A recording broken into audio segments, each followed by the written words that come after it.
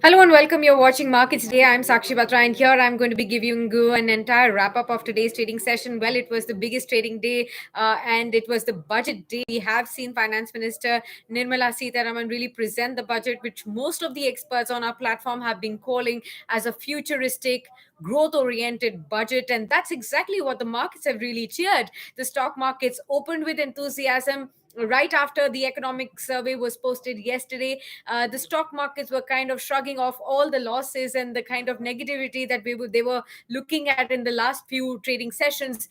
The economic survey definitely looked at a more cheerful, economy, state of the economy at this present, and the budget also promising future growth opportunities arising right after it has talked about jump in investments and spending that the government has done despite the rising fiscal deficit. And that's exactly what the stock markets were expecting. No surprises, no shocks right there. The D Street definitely giving a big thumbs up to the stock union budget today. The Sensex rose almost 900 points at close, 848 points up. The Nifty also ended higher, above 17,500. Now, among the sectors, it was the auto and the oil and gas sectors that were trying, kind of dragging, while the rest of them, be it banks, capital goods, FMCG, pharma, IT, and metals, all of them rose by 1 to 5% in range. The mid and the small caps also rising higher in tandem and in sync with the benchmarks, up by 1% each.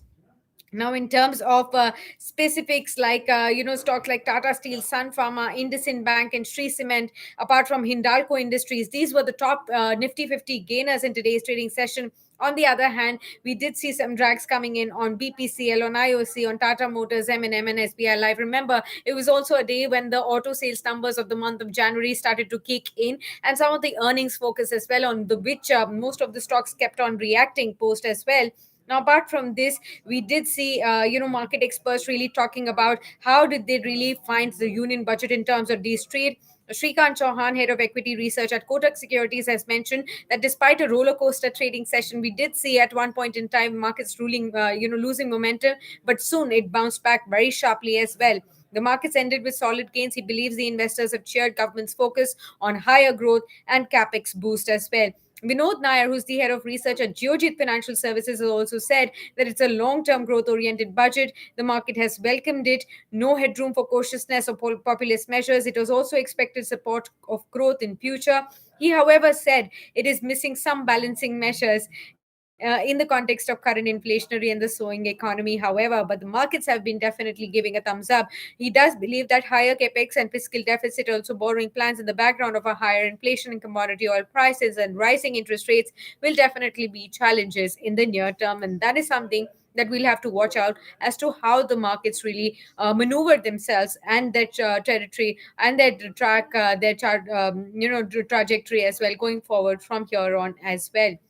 Now, apart from this, most of the other experts did believe that capital intensive support for growth was definitely the need of the hour, which was needed to help revive the growth momentum as well and add to the various capex momentum that could be for the private sector. If they do believe that a much stronger corporate balance sheet as well as capital markets at this point in time will perhaps be able to absorb the higher fiscal deficit of 6.9%. Also, he does believe that it will result in the resultant impact will be in the terms of the borrowing and rates as well.